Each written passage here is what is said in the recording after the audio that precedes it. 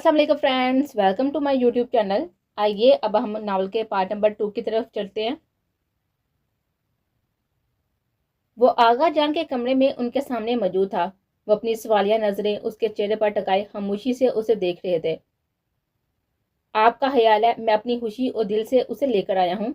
वो आगा जान की तरह आंखों में आंखें डालकर बात नहीं कर सकता था, इसलिए उनकी बजाय दीवार की तरफ देखते हुए बोला, ऐसा नहीं है आगा जान, मैं सिर्फ वो वादा निभाने जा रहा हूँ जिसके बारे में आप मुझे बता रहे थे कि चाहूँ तो उसे तोड़ भी सकता हूँ। मैंने बहुत सोचा, मुझे लगा कि मैं चाह कभी वादा नहीं तोड़ सकता। आपको वो दरख्त याद है ना जो हमारी इस हवेली के पिछले शेर में लगा हुआ था? उसने गर्दन मोड़कर आगा जान को देखा। आपको याद होगा मैंने जब तक यहाँ रहा एक भी दिन उसकी देखभाल में कोताही नहीं की, क्योंकि उसकी देखभाल का भी मैं वादा कर चुका था। अपना दुख, अपना गम और अपनी बरास कुछ भी मैं इस रथ पर नहीं निकाल सका। इसलिए तो कहते हैं खुद को वादों की जंजीरों में जकड़ना नहीं चाहिए। वादे पास बहुत से मसले पैदा करते हैं। उनकी आवाज कमजोर पड़ी। अब तो कर चुका हूं ना वादा, अब कुछ भी नहीं हो सकता। आगा जाने नजर झुकाए हुए उसके साथ जबरदस्ती तो नहीं कर सकते थे, लेकिन वो उसे तकलीफ भी नहीं देना चाहते थे। वो तो बस अपने लाडले बेटे की निशानी को हमेशा अपनी आंखों के सामने रखना चाहते थे। खुदा हाफिज।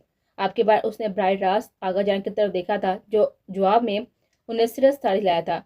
वो आज कोयटा जा रहा था, जहाँ एक प्रेस कॉन्फ्रेंस करनी थी उसने। वो जब गाड़ी में बैठने लगा तो उसने जोरा को देखा, जो मुस्कुरा कर उसे हाथ से कोई इशारा कर रहे थे। वो जल्दी में था, इसलिए इग्नोर कर गया। वह इस वक्त कॉन्फ्रेंस हॉल में मौजूद था। अपने सीट संभालते हुए सहाफियों को इशारे से सवाल शुरू करने को कहा। वह अपने इलाके में एक इलेक्ट्रिक पावर प्रोजेक्ट शुरू कर रहा था, जिसके लिए उसे पार्लियामेंट में मंजूरी चाहिए थी। उसकी कंपनी के तहत उससे पहले भी ऐसे बहुत से प्रोजेक्ट मुल्क के मुख्तलिफ हिस्सों में काम करते, लेकिन इस बार उसके सामने बाबर खान और कशमाला खान आड़े आ गए थे, और ऐन मुमकिन था कि ये प्रोजेक्ट उन्हें मिल जाता, लेकिन वह किसी भी हाल में वो प्रोजेक्ट हासिल करना चाहता था। उसे हार किसी सूरत में मंजूर न थी। एक सहाफी के प्रोजेक्ट के तहमीना लागत के हवाले से पूछा गया सवाल पर उसने अपने सामने रखी हुई सुरख कवर वाली फाइल खोली तो सामने कोरे कागज देकर उसे एक झटका लगा था, जिसे वह मुस्कुराहट के लबादे में छुपा गया। उसकी आंखों के सामने जोरा जमाल की मुस्कुराहट और वह महसूस इशारा आंखों के सामने लहरा। उसकी आंखों में चिंगारियां बढ़ गई। प्रेस कॉन्फ्रेंस के इत्माम पर हॉर्न पीछे वो तेज से राहदारियां अबूर करता हुआ लिफ्ट तक पहुंचा, और लिफ्ट से निकलकर ड्राइवर का इंतजार के बगैर वो तेजी से गाड़ी की तरफ बढ़ा और गाड़ी स्टार्ट करके गाड़ी गांव के रास्ते पर डाल दी। वो आंधी तूफान की तरह हवेली पहुंचा था। गाड़ी से निकलते हुए उसका दिमाग खोल रहा था। वो मेन रोड से अंदर दाखिल हुआ तो रानिया से टकराते टकराते बचा। उसके पास से गुजर कर वो तेजी से सीढ़ियों की तरफ बढ़ा और उसने जोरदार टांग मारकर दरवाजा खोला, लेकिन हाल ही कमा देखा उसका पारा मजीद हाई हुआ। वो फाइल और कोट बैग पर फेंक कर वापस नीचे आया और रानिया से जोहरा की बाबत पूछा, जिसने उसे बताया कि वो दादू के कमरे में है। वो थोड़ी देर खामोश रहकर कुछ सोचने लगा, फिर वो सीढ़ियों के बल मुड़ गया था। फिर वो एडियो के बल मुड़ रहा था। रानिया, तुम जोरा को वहां से कमरे में भेज सकती हो, उसे मेरे आने के बारे में नहीं बताना। दरअसल सुबह से उसे देखा नहीं है ना, तो प्लीज तुम उसे किसी बहाने से कमरे में भेज दो। रानिया हैरानगी से इस बात में साइड लाया और दादू के कमरे के जाना बढ़ गए। हाजम खान मुतमिन से अपने कमरे की तरफ गया था। उसे ज्यादा इंतजार नहीं करना पड़ा था। ठीक 10 मिनट के बाद उसे कमरे के करीब चौप सुनाई दिए और अगले ही पल वह कमरे के अंदर थी। जोरा दरवाजे के पीछे खड़े हाजम खान को नहीं दे सकी थी। वह जल्दी से ड्रेसिंग की तरफ बढ़ी। उसके आगे से एक परफ्यूम लेकर जूं ही सीधी हुई, उसे शीशे के अक्स में बिल्कुल अपने पीछे हाजम खान खड़ा नजर आया। एक पल के लिए उसकी सांस रुके। अच्छा, तो ये तुम हो जिसने मुझे धोखे से कमरे में बुलाया? तभी मैं कहूँ, रानिया तो तुम्हारे कमरे से तुम्हारा परफ्यूम खुद भी तो ले सकती थी ना, फिर मुझे कहने की क्या जरूरत है? वह बहुत ही इत्मीनान से बोलती हुई पलटी। हाजमान बिगड़े तेवर लिए उसकी तरफ घूरा था। उसे आगे बढ़कर जोहरा को चुटिया से पकड़कर एक झटका दिया। जोहरा जमाल, तुमने बहुत ही बुरा खेल खेला है, अब मेरी बारी है। अगले ही लम्बे एक हल्की सी आवाज के साथ जोहरा जमाल की आंखें फटी रह गई थी। उसकी लंबी चोटी हाजम खान के हाथों में थी। उसने सर पर हाथ फेरा तो वहां पर कंधों से नीचे चोटी मौजूद न थी। उसकी आंखों से आंसू निकल आए। वो हाजम खान को मारने के लिए उसकी तरफ बढ़ी। जोहरा बेध्यान में तेजी से उसकी तरफ बढ़ी और पाँव में रखे हुए स्टूल से उलझी खुद को गिरने से बचाने के लिए उसने हाजम खान को पकड़ा। वह इस नाहगाने के लिए तैयार नहीं था। उसके पकड़ने पर दोनों ही एक साथ नीचे गिरे थे। जोहरा जमाल का सर जोर से फर्श से टकराया, जबकि हाजम खान उसके ऊपर गिरा हुआ था। زہرا جمال کو اپنے سر کے نیچے کچھ گرم نرم سا محسوس ہوا. جتنا زور سے وہ گری تھی ویسے اسے درد محسوس نہیں ہو رہا تھا. حاضہ مان نے نیچے گرتے ہوئے اپنا ہاتھ اس کے سر کے نیچے رکھ لیا تھا. حازم تو ایک دم سے ہی اٹھ کھڑا ہوا تھا لیکن زہرا بیٹھ کر اپنی کوہنیاں سلانے لگے اور پھر اس اپنے بالوں کی یاد آئی اور ٹوٹ کر کتنے ہی آنسو پلکوں کے باہر توڑ کر گالوں پر پھسل آئے. حاضہ مان پنچوں کے بال اس کے پاس بیٹھ گیا تھا. زہرا جمال اپنی خیر مناؤ کہ وہ میری اوریجنل فائل نہیں تھی بلکہ کاربن کاپی تھی. نہیں تو میں نے تمہارے بہت بڑا نقصان کر دینا تھا. میرے ساتھ ایسی دشمنی دوبارہ نبھانے کے بارے میں سوچنا بھی نہ. نہیں تو اگلی بار میں تمہاری آنکھ نکال کر تمہارے ہاتھ پر ڈال دوں گا. زہرا نے ننداستہ طور پر جلدی سے اپنی دائیں آنکھ کو چھپایا اور حاضہ مانا نے بامشکل اپنی مسکراہٹ روکی اور زہرا جمال ہاتھ جوڑتے ہوئے اٹھ کھڑی ہوئی. حاضہ مان میں تمہیں وارن کیا تھا اور ویسے بھی جو تم میرے ساتھ کر چکے نا وہ کافی ہے. اب مجھے مزید ڈرانے کی کوشش نہیں کرنا. میں ڈرا نہیں رہا زہرا جمال, میں صرف تمہیں انفارم کر رہا ہوں. حاضہ مان کی انتہائی سنجیدہ آواز پر وہ خاموش ہو گئے. میں نے زندگی کو سمجھنے کی کوشش کی اور پھر خود ہی الجھتی گئی. میں ایک صفحہ پڑھتی ہوں تو کسی گھنے درخت کی طرح اس کے آگے سے بہت سی شاخیں ہوتی ہیں. ایسا محسوس ہوتا ہے کہ ہم ایسی جگہ پر کھڑے ہیں جس کے چاروں اور راستے جا رہے ہیں اور ہمیں ایک راستے کا انتخاب کرنا ہے تو پھر کہاں جائے. یہ ایک نہایت ہی مشکل سوال تھا. اس کی زندگی میں بھی راستے بہت تھے لیکن انہیں اختیار کرنے کا فیصلہ اس کے پاس نہیں تھا. پہلے تو پھر اس کے پاس چوائس تھی لیکن اب تو بالکل بھی نہیں رہے. پہلے وہ خود اذیتی کا شکار تھی تو اب بھی وہی کاری تھی. اگر چاہتی تو حاضہ مان کی طرح پیش قدمی کرتی, وہ اسے کبھی بھی نہ دکارتا, لیکن انا آڑے آ جاتی. بلا وہ لڑکی ہو کر کیسے خود سے آگے بڑھے. اس کا دماغ الجھا ہوا تھا. ہر مثبت سوچ کے آگے کہیں منفی باتیں بھی ساتھ کھڑی نظر آتی. تبھی دروازے پر دستک کی آواز پر وہ اپنے خیالوں سے باہر آئی. سامنے ملازمہ کرتی, بی بی جی آپ کو بڑے صاحب بلا رہے ہیں. وہ ملازمہ کے پیچھے چل پڑی. سیڑھیاں اتر کر وہ مین ڈور سے باہر نکل کر بائیں طرف مڑی. پھر ایک اور دروازہ کھول کر اندر داخل ہوئی تو سامنے ایک بڑا سا ہال تھا. ہال کے ایک سائڈ سے لکڑی کی سیڑھیاں اوپر جا رہی تھی. سیڑھیوں کے اینڈ سامنے موجود دروازے کی طرف اشارہ کر کے ملازمہ مڑ گئے. اس نے ڈرتے ہوئے لکڑی کے نقش و نگار سے بنے خوبصورت دروازے کے ہینڈل پر ہاتھ رکھا تو وہ کھلتا چلا گیا. یہ ایک بہت بڑا کمرہ تھا جسے شاید ڈائننگ روم کے لیے استعمال کیا جاتا ہے. ایک سائڈ پر رکھے ہوئے آرام دہ صوفوں پر ایک نہایت ہی روبدار شخصیت کے مالک 70-80 سال کے بزرگ موجود تھے. زہرا نے بلند آواز میں سلام کیا تو اپنی جگہ سے اٹھ کھڑے ہوئے. آگے بڑھ کر اسے گلے لگایا, اس کے سر پر بوسہ لیا. زہرا جمال نے الگ ہوتے ہوئے اس برے شخص کی طرف دیکھا تو ان کی آنسو اس کی داڑھی میں جذب ہو رہے تھے. وہ ان سے الگ ہوتے ہوئے مجھے تو سامنے ایک درمیانی عمر کا آدمی بیٹھا ہوا تھا. اسے ان کی شکل میں حازم خان کی مماثلت نظر آئی. وہ اپنی جگہ سے کھڑے ہوئے اس کے سر پر اپنا ہاتھ رکھا اور اسے اپنے پاس اپنے برابر بٹھایا تو وہ ناسمجھی سے ان کے سنجیدہ چہرے کو دیکھ لگے. بیٹا کیسی ہو تم؟ یہاں آ کر کیسا لگا؟ جی ٹھیک ہوں. اچھے گزر رہے ہیں دن بھی.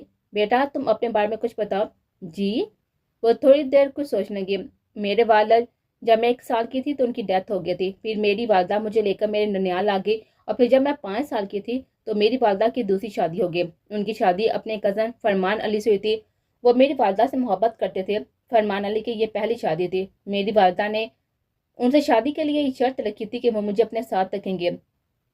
فرمان علی کو ان کی شرط پر کوئی بھی اعتراض نہیں تھا, لیکن ایک دن وہ بریک کے وقت میرے اسکول چلے آیا اور پھر مجھے بتایا کہ میں اپنی ماں کی خوشیوں میں رکاوٹ ہوں, اس لیے میں خود ہی ان کے ساتھ چلنے سے انکار کر دوں. اور پھر میں نے انکار کر دیا اور میری ماں شادی کر کے اپنے گھر چلے گئی. تھوڑا عرصہ مجھے یاد کرتی رہی اور پھر اپنی دوسری بیٹیوں کی پیدائش کے بعد مجھے بھول گئے اور پھر میں نانوں کے گھر رہنے لگی. میں بہت ہی سکون سے رہتی تھی کہ آپ کا پوتا میری زندگی میں کسی لٹیرے کی طرح آیا اور مجھے یہاں اس زندان میں لے آیا. وہ انہیں اپنے بارے میں تفصیل سے اس لیے بتا رہی تھی کہ وہ یہ جان کر کے وہ ایک غریب اور بے سہارا لڑکی ہے اپنے پوتے کو کہیں گے کہ اس لڑکی کو چھوڑ دیں. آغا جان میں چلتا ہوں, مجھے کچھ ضروری کام ہے سے کوئٹہ جانا ہے. حازم خان کی آواز پر اس نے پلٹ کر دیکھا جو اس کے پاس کھڑا اپنا کوٹ اٹھا رہا تھا. زہرا کو دیکھ اس نے دانت پیسے. مظلوم بننے کا ڈانگ اچھا کھا لیتی ہو. اپنی کہہ کے بعد دروازے کی طرف مڑ گیا. دور تک اس کی نگاہوں کا اس کا تعاقب کیا تھا. اس منظر سے غائب ہوتے ہی وہ آغا جان کی طرف مڑے. انہوں نے اس کے سامنے ایک تصویر رکھی جس میں ایک بہت ہی خوبصورت نوجوان مسکرا رہا تھا. کیا تم اسے جانتی ہو؟ زہرا نے نفی میں سائل لایا. یہ جمال حاکم علی خان ہے, تمہارا باپ. ان کی باپ پر وہ ناسمجھی سے انہیں دیکھنے لگی. تمہاری ماں اور باپ دونوں یونیورسٹی میں ساتھ پڑھتے تھے. جمال کو تمہاری ماں سے محبت ہو گئی تھی. تمہاری ماں کا تعلق ایک مڈل کلاس گھرانے سے تھا. جمال کے اونچے اسٹیٹس سے متاثر ہو کر وہ بھی اسے پسند کرنے لگی. ہمارے ہاں خاندان سے باہر شادی کرنے کا رواج نہیں تھا، اس لیے میری مخالفت کے باوجود جمال نے ثانیہ سے نکاح کر لیا اور میں نے اسے حویلی سے بے دخل کر دیا. اسے شادی کے بعد کوئی ڈھنگ کی جاب بھی نہ مل سکی اور 2 سال میں تمہاری ماں کے سر سے محبت کا بھوت اتر گیا اور وہ تمہیں لے کر اس کی زندگی سے چلی گئی اور وہ لٹا ہوا واپس حویلی چلا آیا. وہ تمہاری یاد میں بہت تڑپتا تھا، اس لیے جب تم 3 سال کی تھی تو رمیش تمہیں تمہاری ماں سے چھین کر حویلی لے آیا تھا. لیکن جمال کا کہنا تھا کہ وہ بیٹی کو ماں سے جدا نہیں کرے گا اور رمیش کو کہا کہ وہ تمہیں واپس چھوڑے. لیکن تمہیں یہاں سے واپس لے کر جانے سے پہلے رمیش نے تمہارا نکاح ہاشم سے کروا دیا تھا اور پھر تمہیں واپس چھوڑتے ہوئے تمہاری ماں کو بتا دیا تھا کہ تم ہماری امانت ہو اور ہم ایک دن اسے لے کر لے جائیں گے. تمہارے نانا نے تو گھر بدل دیا، شہر بدل دیا، لیکن پھر بھی میرا پوتا تمہیں ڈھونڈ کر لے آیا. ان کی باتیں سنتی زہرا جمال کو تو لگتا تھا کہ کسی نے اس کے پاؤں کے نیچے زمین ہی کھینچ لی ہو. وہ ہونک بنی ہوئی ان کا چہرہ دیکھنے لگی اور پھر ایک جھٹکے سے وہاں سے اٹھ کر آگے. وہ تو خود کو مظلوم سمجھتی تھی، لیکن یہ نہیں جانتی تھی اس کی زندگی ہی ایک جھوٹ ہے. لکیر کی فقیر جو ماں نے بتا دیا، بس اسی پر یقین کر لیا. کبھی پلٹ کر ماں کو اتنا بھی نہ پوچھا کہ میرے باپ کی کوئی تصویر تو ہوگی، وہی دکھا دے. اس نے اپنے موٹے دماغ پر کبھی اتنا زور ڈالا ہی نہیں. آج کی رات اس پر بہت ہی بڑھ تھی. اسے لگ رہا تھا کہ اس کی زندگی ایک مذاق ہے، لیکن آج پہلی بار اس نے آنسو نہیں بہائے تھے. وہ سن ہوتے دماغ کے ساتھ بس یہ سب قبول کرنے کی کوشش کر رہی تھی کہ آیا جو کچھ اب اسے بتایا جا رہا ہے کیا وہ سچ ہے. صبح کی اذان کے ساتھ اس نے بستر چھوڑا اور ہوش و حسوس کے ساتھ وضو کرنے لگی. اسے بچپن کی مولوی صاحب کی کئی بات اس کے دماغ میں گونجنے لگی. اللہ رب العزت جو چیزیں سب سے پہلے دنیا سے اٹھائے گا نا، ان میں سے ایک عبادتوں میں خشوع و حسوس بھی ہے، اور وہ آج بہت عرصے کے بعد رب کے ہاں سربسجود ہوئی تھی. اپنی کوتاہیوں، خامیوں اور رب سے کیے گئے شکووں کی معافی مانگ رہی تھی. اسے سمجھ نہیں آ رہا تھا کہ وہ رب ہماری تقدیر میں جو لکھتا ہے وہ بہتر نہیں بہترین ہوتا ہے. انسان تو بس راستے ڈھونڈتے رہ جاتا ہے اور رب تعالیٰ منصبہ پہنچا دیتا ہے. بس اس نے یہ سیکھا کہ جو رب کی رضا وہی بندے کی رضا ہونی چاہیے. ہم اس کے سامنے اپنی چاہتے رکھتے رہتے ہیں یہ جانے بغیر کہ وہ ہمارے لیے صحیح ہے یا غلط، جبکہ ہمارا رب ہماری کوتاہیوں کے بعد بھی ہمیں اپنی رحمت کاملہ سے نوازتا ہے. اس نے خود کو وقت کے دائرے پر چھوڑ دیا تھا اور 8 بج کے قریب ناشتے کے لیے نیچے آئے تو ڈائننگ روم سے بہت سی آوازیں آ رہی تھی. وہ اندر داخل ہوئی تو باتیں کرتے سب لوگ خاموش ہو گئے. آغا جان، رمیز تایا، پھپھو، رانیہ اور ہاشم کے ساتھ ایک بہت ہی گریس فل سی خاتون موجود تھی. سر پر دوپٹہ جمائے، ایک کاندھے پر چادر ڈالے، ان کی نظر زہرا پر ہوگی. یہ کون ہے؟ یہ زہرا ہے. رمیز خان کے جواب پر روبینہ خان نے ایک شکایتی نظر بیٹے پر ڈالی اور زہرا سے منہ پھیر کر آغا جان کی طرف مڑ گئی. آغا جان، یہ لڑکی یہاں پر کیوں آئی ہے؟ آغا جان نے غصے سے ہاتھ سے چمچ پلیٹ میں پٹھا. کیونکہ یہ اس گھر کی بیٹی ہے. تمہیں کوئی اعتراض؟ وہ اپنی روبدار آواز میں بولے. روبینہ خان نے نفی میں ساحل لایا اور کھانا چھوڑ کر اٹھ گئی. زہرا کے پاس سے گزرتے ہوئے ایک تیز نظر اس پر ڈالی اور باہر نکل گئی. زہرا ہاشم خان کے برابر والی چیئر پر بیٹھی تو سب سے ایکسکیوز کرتا ہوا اٹھ گیا. کمرے میں سکوت چھایا ہوا تھا. ہاشم خان سر جھکائے بیٹھا ہوتا جبکہ روبینہ خاتون غیظ و غضب کی تصویر بنی تھی. مجھے بہت افسوس ہے ہاشم خان کہ میں نے تم جیسے بیٹے کو جنم دیا جس نے مجھ سے اتنی بڑی بات چھپائی اور تم اس لڑکی کو ڈھونڈ کر اس گھر میں لے آئے. جانتے ہو نا کہ اس کی ماں نے کیا کیا تھا؟ ماں، جانتا ہوں، اور اب اسی ماں کی بیٹی کو حساب دینا ہوگا. میری ماں اور ماسی کے ایک ایک آنسو کا حساب لوں گا. آپ فکر نہ کریں، میں کچھ سوچ کر اسے اس گھر میں لایا. بس آپ ٹینشن مت لیں. اس کی باتیں سن کر وہ کچھ مطمئن سی ہو گئے تھے. کمرے میں لیپ ٹاپ کی ٹک ٹک گونج رہی تھی. زہرا جمال نے اپنی طرف اس خاموشی کو توڑنے کی کوشش کی. آپ کس کو ایڈمائر کرتے ہیں؟ ہاشم خان کی تیز سے چلتی ہوئی انگلیاں ایک پل کے لیے رکی تھی. اس نے ایک آئی برو اٹھا کر زہرا جمال کے چہرے پر ایک تیز نظر ڈالی. نیکولا ٹیسلا. وہ کون ہے؟ اپنے وقت سے 1 صدی پہلے جنم لینے والا انسانیت کا محسن، اسی کرن کا موجد. آپ کو وہ کیوں پسند ہے؟ ہاشم خان نے لیپ ٹاپ بند کر کے ایک سائڈ پر رکھا. تم کیوں پوچھ رہی ہو؟ ویسے ہی، جنرل نالج کے لیے. اچھا. اس نے اچھا کو لمبا کھینچا. جنرل نالج کتابیں پڑھنے سے امپروو ہوتا ہے، دوسروں کی پسند جانے سے نہیں. اور پھر سے لیپ ٹاپ اٹھا چکا تھا. وہ پہلی بار زہرا جمال کے دل میں اس شخص کے لیے تھوڑی سی جگہ بنی تھی اور آگے اس کا دل اسے کہاں لے کر جانے والا تھا یہ تو وقت ہی بتائے گا. وہ فریش ہو کر باہر نکلا تو سامنے ہی پیپر اس کے کپڑے پڑے تھے. وہ چلتا ہوا بیڈ کے پاس آیا, ہینگر اٹھا کر الٹ پلٹ کر کپڑوں کو دیکھا. دروازے کے واپس نے مڑ کر دیکھا تو ٹرے میں ناشتہ لی وہ چلی آئی تھی. ہاضم کا دیکھنے پر اس نے مستاق اس کو دیکھا اور ٹرے ٹیبل پر رکھ کر پلٹی تو ویسے ہی کھڑا اسے گرا تھا. یہ سب کیا ہے؟ اس نے ٹرے اور کپڑوں کی طرف اشارہ کرتے ہوئے کہا. یہ ناشتہ ہے اور یہ آپ کے کپڑے ہیں. ریئلی؟ تھینک یو میری معلومات میں اضافہ کرنے کے لیے. مینشن ناٹ, اس نے میری ٹیٹ پڑھ کر جواب دیا. ہاضم نے اس کے نکالے کے کپڑے واپس وارڈروب میں رکھے اور ایک اور اسی کلر کا ڈریس نکال کر ڈریسنگ روم میں گھس گیا. تھوڑی دیر کے بعد وہ واپس آیا تو زہرا ناشتہ ٹیبل پر لگائے اس کا انتظار کر رہی تھی. وہ سر جڑتا ہوا ڈریسنگ کے آگے کھڑا ہو گیا تھا اور اپنے اوپر پرفیوم کا بے ذریعہ چھڑکاؤ کرنے کے بعد وہ مرا تو زہرا بیزاری سے منہ لٹکائے بیٹھے تھے. تمہیں پتا ہونا چاہیے کہ ہمارے گھر میں سب لوگ ساتھ ناشتہ کرتے ہیں. جی, یہ بات بتانے کی ضرورت نہیں ہے, میں جانتی ہوں, لیکن اس وقت سب لوگ سو رہے ہیں اس لیے میں آپ کے لیے ناشتہ یہاں لے آئی ہوں. بلیک کلر کے 3 پیس سوٹ میں ملبوس ہاضم خان نے آنکھیں چھوٹی کر کے زہرا جمال کو دیکھا. آپ کون سا کھیل کھیل رہی ہو؟ بس آج سے میری طرف سے سیزر فائر کی پابندی کی جائے گی. آپ اپنا سوچ لیں. اور یہ انقلاب کیسے ہوا ہے؟ بس جب سے مجھے پتا چلا کہ آپ بچپن ہی سے میرے نام پر بیٹھے ہوئے تھے تب سے.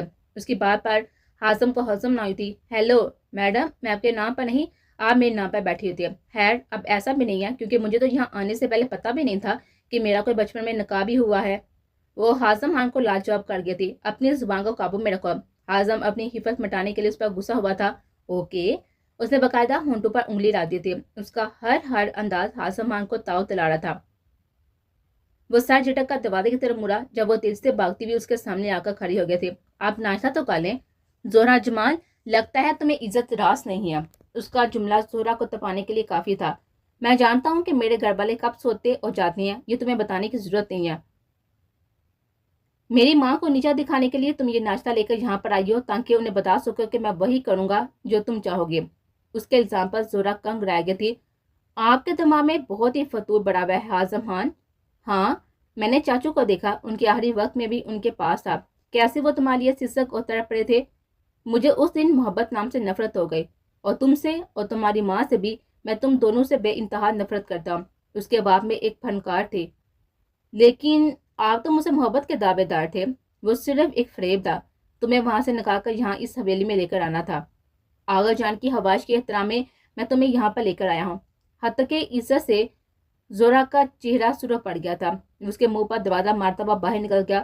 اس نے اپنی آنکھ سے نکلنے والے آنسو کو بے دردی سے رگڑ ڈالا اور اپنی ہتھیلی میں کچھ تلاشنے لگی. میں اپنی قسمت بدلنے چلی تھی, لیکن نہیں, بعض لوگوں کی پوری قسمت ان کا پیچھا کبھی نہیں چھوڑتی, اور وہ انہی لوگوں میں سے ایک تھے. اس کی ماں نے محبت کو ٹھکرایا تھا اور اسے محبت ٹھکرائے تھے, لیکن وہ بہت ہی پرعزم تھی کہ وہ اپنی قسمت کو بدلے گی. وہ اپنی ماں والی غلطی کبھی نہیں دہرائے گی. وہ اس پتھر شخص کے دل میں اپنے لیے جگہ بنا لے گی.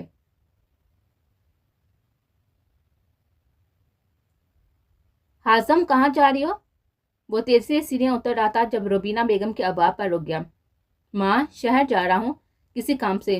آپ کو کوئی کام ہے؟ جی بیٹا, وہ بابا جان کی کال آئی تھی. وہ چاہتی ہیں ہم زہرا کو لے کر ان کے پاس آئیں. ہاں ٹھیک ہے, کل چلتے ہیں. میں رات کو واپس آ جاؤں گا. ٹھیک ہے بیٹا, ناشتہ تو کھا لو. نہیں ماں, ناشتے کا دل نہیں کر رہا, چلتا ہوں. اس کے جانے کے بعد وہ پلٹی تو سامنے سے ہی زہرا ٹرے لیے نیچے چلی آئی تھی. روبینہ بیگم کے ہونٹوں پر تنزیہ مسکرا رہیں گی, جسے زہرا نظر نگاہ کرتی ہوئی سیڑھیوں کی طرف مڑی جب وہ اچانک سے سامنے آئی. لگتا ہے میرے بیٹے نے تمہیں تمہاری اوقات دکھا دیا. کس کے لیے ناشتہ لے کر گئی تھی؟ ان کی باتوں پر تل ملا کر آئی گئی تھی اور پھر بہت ہی اعتماد سے پلٹی. وہ دراصل ہاضم چاہتے ہیں کہ ہم آج ناشتہ اکٹھا ہی کھا لیں, اس لیے میں ناشتہ کمرے میں لے کر گئی تھی. اس کے جواب پر اس کی رنگت متغیر ہوئی تھی, جبکہ دادوں کے کمرے سے نکلتے ہوئے ہاضم نے اس کا ایک ایک لفظ بغور سنا تھا. اس نے اپنی تھوڑی دیر پہلے کے رویے پر جو تھوڑی شرمندگی تھی وہ بھی جاتی رہی. زہرا اس بات سے بے خبر اپنی کامیابی پر خوش تھی. اے لڑکی, اے بات یاد رکھنا, میں اپنے بیٹے کی دوسری شادی کرواؤں گی, اور وہ بھی اس کی پسند کی لڑکی سے. وہ اپنے ماموں کی بیٹی ادینہ کی بچپن سے پسند کرتا ہے, اور میں ان دونوں کی شادی کرواؤں گی. پورے گاؤں کے سامنے ان دونوں کی شادی ہوگی. کسی لاوارث کی طرح رات کے اندھیرے میں انسی زندگی میں نقب نہیں لگائے گی. زہرا کے دل پر درد کی ایک خوف سی اٹھی تھی, لیکن جب وہ بولی اس کا لہجہ ہمار تھا. شوق سے کی جگہ لیکن پہلی بیوی کا اعزاز میرے پاس رہے گا اور دوسری عورت ہی کہلائے گی۔ ٹھیک ہے، پھر تیار رہنا، کل ہم لوگ بڑی حویلی جا رہے ہیں۔ تمہیں تو پتا چلے کہ میرا ہاشم تمہاری طرح کسی مڈل کلاس دولت کی بھوکی عورت کا بیٹا نہیں ہے، بلکہ ایک کہیں ایکڑ زمین کی مالک ماں کا بیٹا ہے۔ اسے ان کی بات کا جواب دینا ضروری نہیں سمجھا اور دکھتے دل کے ساتھ آگے بڑھ گئے۔ وہ رات کی بجائے صبح 10 بجے کے قریب حویلی پہنچا تو ماں کو گاڑی کے پاس انتظار کرتے ہوئے پایا۔ ہاشم، تم رات کو واپس نہیں آئے؟ نہیں ماں، کچھ کام تھا اس لیے صبح سویرے ہی نکلا ہوں۔ اچھا چلو ٹھیک ہے، پھر تم آرام کرو۔ نہیں ماں، چلتے ہیں، میں ادھر ہی چل کر آرام کر لوں گا۔ وہ آرام سے انہیں گاڑی کی فرنٹ سیٹ پر بٹھایا اور خود بھی ڈرائیونگ سیٹ سنبھالے۔ سیٹ بیلٹ بند کر دے اس نے ماں کی کسی بات پر مسکرا کر انہیں دیکھا تو ان کی نظروں کا ارتکاز اپنے پیچھے محسوس کر کے اس نے پیچھے مڑ کر دیکھا تو اسے لگا کہ وہ پتھر کا ہو جائے گا۔ گرین کلر کی قمیض شلوار پر ہم رنگ دوپٹہ سر پر جمائے، کاندھے پر ایک سر پر بلیک اونی چادر ڈالے، ہلکے پھلکے میک اپ میں وہ غضب ڈال رہی تھی۔ پاس پہنچ کر اسے دونوں کو یکساں سلام کیا اور بیک سیٹ پر بیٹھ گئے۔ ہاشم نے فرنٹ میرر اس پر سیٹ کیا اور گاڑی آگے بڑھا دی، جبکہ وہ مکمل طور پر ہاشم کو نظر انداز کرتے ہوئے باہر دیکھ رہی تھی۔ ہاشم کی نظریں بٹک پٹک کر اس کے سراپے سے الجھ رہی تھی۔ روبینہ بیگم کو اپنے ارد گرد خطرے کی گھنٹیاں بجتی محسوس ہوئی۔ وہ اپنے بیٹے کی پسند سے اچھی طرح سے واقف تھی اور زہرا اس وقت مکمل طور پر اس کی پسند کے سراپے میں ڈلی تھی۔ زہرا جمال بس ایک بات جان گئی تھی کہ ہاشم اپنی ماں کو بہت پسند کرتا ہے اور زہرا کے لیے اتنا جاننا کافی تھا۔ 1 گھنٹے کی مسافت کے بعد وہ ایک نہایت ہی خوبصورت گاؤں میں داخل ہوئے تھے۔ گاؤں میں بنے ہوئے گھروں کو دیکھ کر گاؤں کے لوگوں کے خوشحال ہونے کا منہ بولتا ثبوت تھا۔ اکثر جگہ پر لوگ اس وقت کھیتوں میں کام کرتے نظر آ رہے تھے۔ ہاشم ماں کی گاڑی گاؤں کی حدود میں داخل ہوئی تو لوگ ٹھہر ٹھہر کے اسے ہاتھ کے اشارے سلام کر رہے تھے۔ وہ بڑی متانت سے جواباً سر ہلا کر جواب دے رہا تھا۔ 1-2 جگہ پر اس نے گاڑی روک کر کچھ بزرگوں سے دعا سلام بھی کی۔ ان کا حال احوال پوچھنے کے بعد گاڑی حویلی کی طرف موڑ دی۔ حویلی کے وسیع و عریض عمارت گاؤں میں داخل ہوتے ہی نظر آنے لگ گئی تھی۔ اس کی گاڑی کو دیکھ کر حویلی کے داخلی دروازے پر کھڑے گارڈز نے مہدم ہو کر گیٹ وار کیا تھا۔ گاڑی رکتے ہی ایک مسلح گارڈ نے آگے بڑھ کر بار بار تینوں کے لیے گاڑی کے دروازے کھولے تھے۔ گاڑی کے دروازے وار کیے۔ زہرا ہاشم خان والی سائڈ سے ہی اتری تھی۔ اس کے برابر کھڑے ہو کر روبینہ خاتون کے اترنے کا انتظار کرنے لگی۔ زہرا کے قریب کھڑے دیکھ کر ہاشم خان ماں کی طرف مڑ گیا اور گاڑی سے اترنے میں ان کی مدد کرنے لگا۔ وہ لوگ جب اندر داخل ہوئے تو سامنے ہاشم کے نانا نانی، ماموں اور ممانی موجود تھے۔ زہرا جیسے سوچ کر آئی تھی وہاں ایسا کچھ بھی نہیں تھا۔ وہ سب بہت اچھے سے زہرا سے ملے تھے۔ ہاشم کا اپنی ممانی کو پھوپھو کہنے پر زہرا حیرانگی سے دونوں کے چہرے دیکھنے لگی۔ یہ ہماری پھوپھو ہیں، ہاشم نے زہرا کی طرف جھک کر اسے سرگوشی میں بتایا، جس کے جواب میں زہرا نے اس بات میں سائل لایا۔ تب زہرا کو سمجھ آئی، تبھی وہ زہرا کو بار بار گلے لگا رہی تھی اور انہیں اس کے ایک ایک نقش کو جما تھا اور یہ بات زہرا کے لیے حیرانگی کا باعث ہے۔ زہرا نے محسوس کیا کہ روبینہ بیگم کی ان کے ساتھ بھی کچھ خاص سی بنتی نہیں تھی۔ وہ زہرا اور انہیں ساتھ بیٹھا دیکھ کر نہوست سے منہ موڑ گئے تھے۔ اماں جی، ادینہ کدھر ہے؟ روبینہ بیگم نے بھتیجے کے بارے میں استفسار کیا۔ ارے بیٹا، اس کی ابھی صبح نہیں ہوئی، کتنی بار جا کر سیما سے جگا چکی ہے، لیکن وہ تو اپنی مرضی سے اٹھے گی۔ اسی وقت سیڑھیوں سے چوڑیوں اور پائل کی چھنکار سنائی دی۔ پنک کلر کی میکسی میں ملبوس گولڈن بازو کے پشت پر بکھرے تھے۔ وہ چھم چھم کرتی نیچے آئی اور روبینہ بیگم کو دیکھ کر پھوپھو کہہ کر چیختی ہوئی ان کے گلے آ لگی تھی۔ ہاشم ماں کو دیکھ اس کی آنکھوں میں ایک الگ کی چمک آئی تھی۔ وہ آگے بڑھ کر ان کے پہلو میں ٹک گئے اور ایک ہی سانس میں ان سے کہیں ایک سوال کر ڈالے۔ سیما بیگم نے اسے ٹوکا اور زہرا کی طرف متوجہ، بیٹا بہن سے ملو، یہ تمہاری جمال معلوم کی بیٹی ہے، زہرا جمال۔ اسے سر سے پاؤں تک زہرا کا جائزہ لیا اور ہلکی سے آواز میں سلام کر کے واپس ہاشم کی طرف مڑ گیا۔ زہرا کو اپنے آس پاس گھنٹیاں تھی بجتی ہوئی محسوس ہوتی۔ اسے لگ رہا تھا کہ اس معصوم حسن سے ہاشم خان کو نہیں بچا پائے گی۔ ہاشم خان کی نظریں زہرا کے چہرے کے اتار چڑھاؤ کا جائزہ لے رہے تھے، جہاں اسے ایک وحشت نظر آئی تھی۔ وہ کچھ بھی نہیں سن رہا تھا ادینہ اسے کیا کہتی، اسے بس اتنا نظر آ رہا تھا کہ زہرا اس وقت اسے ٹھیک نہیں لگ رہی تھی۔ اس کا رنگت سفید پڑ تھی۔ اس نے دیکھا کہ وہ سانس لینے کے لیے سینے پر ہاتھ رکھ رہے تھے۔ تبھی وہ پاس بیٹھی ادینہ اور ماں کو نظر انداز کرتا ہوا زہرا کی طرف بڑھا۔ اسے سہارا دے کر سیما پھوپھو کے ہمراہ کمرے میں لے آیا۔ اسے بیڈ کے ساتھ سہارے سے بٹھا کر اس نے اس کے بیگ میں سے انہیلر نکال کر اس کے منہ کا ہاتھ لگایا۔ تھوڑی دیر کے بعد جا کر اس کا سانس بحال ہوا تو وہ بھی واپس اپنے ہول میں بند ہو گیا تھا اور رات بھر جاگتے رہنے کی وجہ سے وہ پھوپھو کو بتا کر اپنے لیے متحس کمرے میں آرام کی غرض سے جا کر لیٹ گیا۔ نیند اس کی آنکھوں سے کوسوں دور تھی۔ ماں اسے دوسری شادی کے لیے مجبور کرتی، جبکہ اس کے دل نے صرف زہرہ جمال کو چاہا تھا اور وہ کسی اور کے بارے میں سوچ بھی نہیں سکتا۔ اس نے بچپن سے ہی آغا جان، بابا، دادی جان، سیما پھوپھو سب نے ہی اسے بس ایک ہی نام یاد رکھنے کو کہا تھا اور وہ تھا زہرہ جمال۔ اس نے کبھی کسی کی طرف آنکھ اٹھا کر بھی نہیں دیکھا تھا، کہیں ہاتھ اس کے جنم پڑے، لیکن وہ بس ایک ہی نام کا ورد کرتا رہا اور وہ تھا زہرہ جمال۔ اس نام کو یاد رکھنے کی ایک وجہ جمال خان اور حال نور بھی تھے۔ حال نور اس کی سگی خالہ جو بچپن سے جمال حسن سے منسوب تھی، بہت سی خوبصورت اور معصوم سی حال نور پاکیزگی کا پیکر، ماں باپ کی سب سے لاڈلی بیٹی اور سب سے بد قسمت بھی، جس نے جمال حسن کو اپنے سب کچھ مان لیا، لیکن جمال حسن کی نظر تو کہیں اور ٹھہر گئے تھے۔ حال نور جس نے بچپن سے بس ایک ہی نام سنا تھا جمال حسن کا، وہ جمال حسن کی شادی کا سن کر نیند پاگل سی ہوگی اور پھر دن بدن ان کی حالت بگڑتی گئی۔ اب بھی جب کبھی وہ شادی ہوش میں ہوتی ہیں تو لگتا ہی نہیں کہ وہ دماغی طور پر کسی مسئلے کا شکار ہے، لیکن جب کبھی انہیں تنہائی کے دورے پڑتے ہیں تو پھر وہ کسی کو معاف نہیں کرتی، کسی کی جان لینے سے بھی گریز نہیں کرتی۔ ہاضم خان کو زہرہ جمال کے نام سے نفرت محسوس ہوتی تھی۔ وہ جمال حسن کی موت اور حال نور کی حالت کا ذمہ دار زہرہ کی ماں کو سمجھتا تھا۔ اس کی ماں نے اسے باپ پر یہ بات بابر کروائی تھی کہ اگر کبھی زہرہ جمال کو ڈھونڈ کر اس حویلی میں لے بھی آئے تو کبھی اسے ایک بیوی کا حقوق نہیں دو گے۔ میں چاہتی ہوں اس کی ماں بھی تڑپے، ایسے ہی جیسے میری بہن تڑپی ہے۔ ہاضم، تمہیں اپنی حال نور کا بدلہ لینا ہے اور اس سے لے تو آیا اپنا بدلہ لینے کے لیے، لیکن وہ اس کی ذرا سی تکلیف بھی نہیں دے سکتا۔ وہ تڑپ اٹھتا ہے اس کی تکلیف پر، وہ اس کے آس پاس ہوتی تو ہاضم خان کی ساری توجہ اس کی جانب لگی رہتی تھی۔ وہ بظاہر بے پرواہ نظر آتا تھا، لیکن در حقیقت اس کی تمام توجہ اس پر ہوتی تھی۔ آغا جان نے ایک بار اس کے بارے میں کہا تھا کہ اگر ہاضم جس چیز کو سب سے زیادہ اگنور کرتا ہے، اصل میں سب سے زیادہ دلچسپی اسے اسی چیز میں ہوتی ہے۔ سب کچھ سوچتے نہ جانے کب اس کی آنکھ لگی تھی، دوبارہ کسی کی چیز سن کر اس کی آنکھ کھلی تھی اور کمرے میں اندھیرا ہونے کی وجہ سے وہ سمجھ نہیں سکا کہ وہ کہاں ہے، اور پھر اسے ایک بار چیخنے کی آواز آئی اور پھر کوئی مسلسل چیختا ہی چلا گیا۔ زہرہ سارا دن سیما پھوپھو سے باتیں کرتی رہتی، پھر دونوں نے مل کر کھانا لگایا۔ گاہے بے گاہ وہ ٹی وی کے آگے بیٹھی روبینہ بیگم اور ادینہ پر بھی نظر ڈال لیتی تھی، جن کی باتیں ختم ہی نہیں ہو رہی تھی۔ کھانا بہت اچھے سے ماحول میں کھایا گیا۔ روبینہ بیگم نے منع کر دیا تھا ہاضم کو ڈسٹرب نہ کیا جائے، وہ ساری رات کا جاگا ہوا ہے۔ روبینہ بیگم کا واپس جانے کا کوئی بھی پروگرام نہیں لگ رہا تھا۔ شام کے بعد سب لوگ کمروں میں سونے چلے گئے۔ وہ کافی دیر ٹی وی کے آگے بیٹھی رہی اور پھر بور ہو کر وہ حویلی کو دیکھنے کے لیے اٹھ گئی۔ نیچے سارے کمرے دیکھنے کے بعد وہ اوپر والے پورشن کی طرف بڑھی۔ اوپر کا پورشن نیچے سے بھی زیادہ خوبصورت تھا۔ مغرب ہونے کی وجہ سے جگہ جگہ پر لگائے گئے فانوس روشن ہو چکے تھے، جو کہ اس حویلی کو ایک خوابناک سا بنا رہے تھے۔ وہ چلتی جا رہی تھی جب اسے تھوڑے فاصلے پر پلر کی اوٹ میں کوئی ہیلو نظر آیا۔ اس کی ہلکی سی چیخ نکل گئی۔ اس طرف اندھیرا ہونے کی وجہ سے وہ ٹھیک سے دیکھ نہیں سکی تھی اور پھر اگلے ہی پل اسے وہ ہیلو اپنی طرف آتا ہوا دکھائی دیا۔ اسے وہاں سے بھاگنے کی کوشش کی، لیکن اسے لگ رہا تھا جیسے زمین نے اس کے پاؤں جکڑ لیے ہوں۔ ہیلے کو اپنے قریب آتا دیکھ کر وہ آنکھیں بند کر کے دو ہاتھوں میں چہرہ چھپا کر چیخنے لگے۔